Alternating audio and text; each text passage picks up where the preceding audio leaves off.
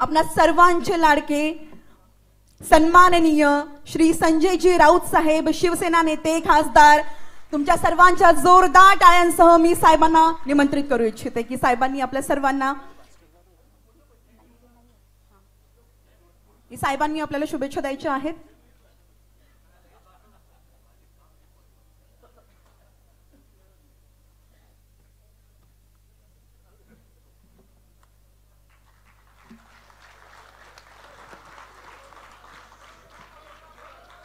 शिवसेना पक्षप्रमुख आदरणीय उद्धवजी ठाकरे, व्यासपीठावरील शिवसेनेचे सर्व सन्माननीय नेते आणि ज्यांच्या कार्य अहवालासाठी आपण सगळे इथे जमलेलो आहोत, ते शिवसेना नेते, विधान परिषदेतले विरोधी पक्षनेते अंबादासजी दानवे, त्यांचं कव्हर पुस्तकाचं फार रोमांचक आहे. असं मनगटावर शिवबंधन बांधलेलं आहे.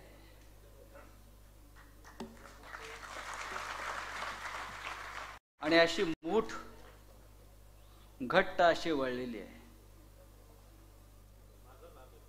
आणि तो हात स्वतः अंबादास दानवे यांचा आहे. काही लोकांना भाड्यांना मनगटं घ्यावी लागतात आणि भाड्याच्या मनगटावर शिवबंधन बांधून दाखवतात. सध्या असं महाराष्ट्रात सुरू आहे. देशामध्ये सध्या महाकुंभ सुरू आहे. प्रयागराजला अनेक लोक जात आहेत. प्रधानमंत्री जाऊन आले, पूर्ण कपड्यात आंघोळ केलेली आम्ही पाहिली. मी चौकशी केली, हे असं त्यामुळे बुलेट प्रूफ जॅकेटमध्ये आंघोळ केली आहे. तुम्ही पहा, बुलेट प्रूफ जॅकेट घालून आमच्या प्रधानमंत्र्यांनी गंगेत कुंभस्नान केलं आणि आम्हाला हिंदुत्वाचा विचार दिला. आज हिंदू हृदय सम्राट आपल्यात असते आणि त्याच्या हातामध्ये कुंचला असता साहेबांच्या हातामध्ये, तर आपल्याला फार सुंदर व्यंगचित्र या विषयावर आपल्याला पाहायला मिळालं असतं. सध्या या महाराष्ट्राचा आणि देशाचा कारभार म्हणजे एक व्यंगचित्रच आहे. आज सकाळी आम्ही दिल्लीमध्ये होतो आणि सकाळपासून टीव्हीला बातम्या सुरू होत्या. जे आम्ही 9 खासदार आहेत त्यातले 7 फुटणार, 7 जाणार, 7 गेले. मग अरविंद सावंत यांनी सगळ्यांना घरी बोलवलं आणि 9च्या 9 लोकांनी अगदी टीव्हीच्या कॅमेऱ्यासमोर उभं राहून सांगितलं की आमच्या हातामध्ये शिवबंधन आहे. आम्ही फक्त गंगेत स्नान केलं म्हणजे हिंदू नाही आहोत, तर आमच्या हातातलं शिवबंधन हे पवित्र आहे आणि ते गंगा स्नानापेक्षा पवित्र आहे, लक्षात घ्या.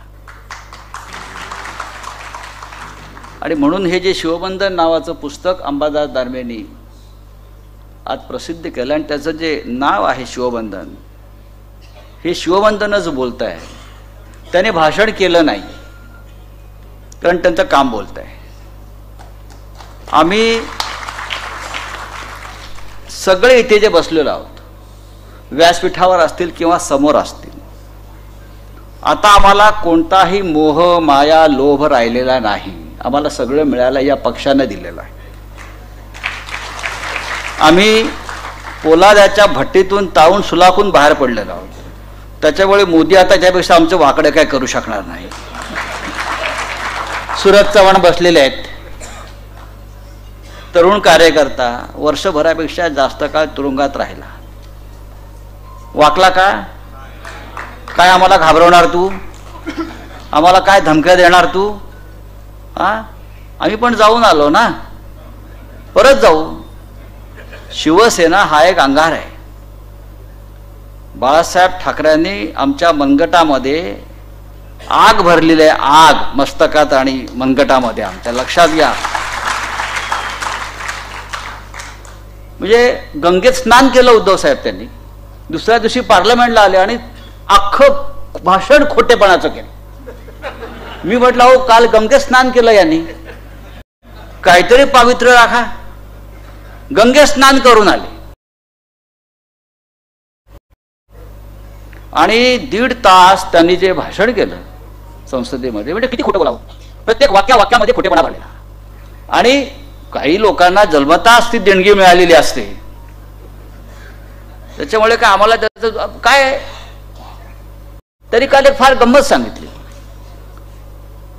काँग्रेस पक्षानं त्या काळामध्ये म्हणे बलराज सहानीला अटक करून ऑर्थरोड तुरुंगात टाकलं होतं.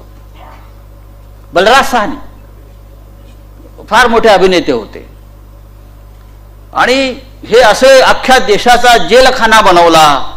बलराज सहानी पासून सगळ्यांना तुरुंगात टाकलं. मग आम्हाला कुठे ठेवलं होतं? तुम्ही 5 स्टार हॉटेलला ठेवलं होतं का? सूरज चव्हाणला कुठे ठेवलं होतं? ताजला ठेवलं होतं का? काय आमचा दोष काय? बलराज सहानीची गोष्ट अशी आहे की त्या काळामध्ये बलराज सहानी हे कम्युनिस्ट पक्षाचे कार्यकर्ते होते. कम्युनिस्ट पक्षाचे कार्यकर्ते होते. चीनचं युद्ध सुरू होतं आणि कम्युनिस्टांची एक वेगळी भूमिका होती. आणि बलराज सहानी सिनेमात काम करण्यासाठी धडपडत असताना त्यांना एक हलचल नावाचा सिनेमा मिळाला. हलचल, त्याचा प्रोड्युसर होता के आसिफ आणि त्याच्यामध्ये बलराज सहानीच्या वाटाला जी भूमिका होती ती जेलरची भूमिका आली होती. तेव्हा बलराज सहानी म्हणाला की मला जेलमध्ये जाऊन जेलर कशा प्रकारे काम करतो ते पाहता आलं तर मी भूमिका उत्तम प्रकारे वठेन. आणि योगायोगाने एका आंदोलनामध्ये बलराज सहानीला अटक झाली आणि त्यांना ऑर्थरोड तुरुंगात जावं लागलं आणि त्यांनी स्वतः तुरुंगात त्याचा मुक्काम वाढवला की मला तुरुंगात राहून हे तुरुंगाचं काम पाहता येईल. बरं, तेव्हाचं सरकार पंडित नेहरूंचं होते, ते किती उदार असावेत. त्यांनी 40 दिवस बलराज सहानीला रोज सकाळ आणि संध्याकाळपर्यंत शूटिंगला जायची परवानगी दिली तुरुंगातून. बलराज सहानी रोज पोलीस व्हॅनमधून तुरुंगातून बाहेर पडायचे, शूटिंग करायचे हलचल सिनेमाची आणि ते परत संध्याकाळी तुरुंगात यायचे. हा जेलखाना होता. आमचा पंतप्रधानांना इतिहास आणि अभ्यास याचं वावडा आहे. त्यांनी दुसरे काल सांगितलं की आमचे पंडित हृदयनाथ मंगेशकर यांनी सावरकरांचं गीत रचल्यामुळे त्यांची आकाशवाणीवरची नोकरी गेली. हे ते वारंवार सांगतात. गोव्याच्या एका सभेत सुद्धा त्यांनी सांगितलं. सत्य असं आहे, मंगेशकरांनी सागरा प्राण तळमळाला हे गीत रचलं, सावरकरांनी रचलं, त्याला संगीत हृदयनाथ मंगेशकरांनी दिलं. तेव्हा ते आकाशवाणीमध्ये होते आणि आकाशवाणीनंच हे गीत लोकप्रिय केलं. हजारो वेळा हे गीत सागरा प्राण तळमळा, हजारो, त्या काळात टीव्ही नव्हत्या, कॅसेट नव्हत्या, आकाशवाणीने हजारो वेळा हे गीत आपण ऐकलेलं आहे. आणि पंडित नेहरू आमचे पंडित मोदी म्हणतात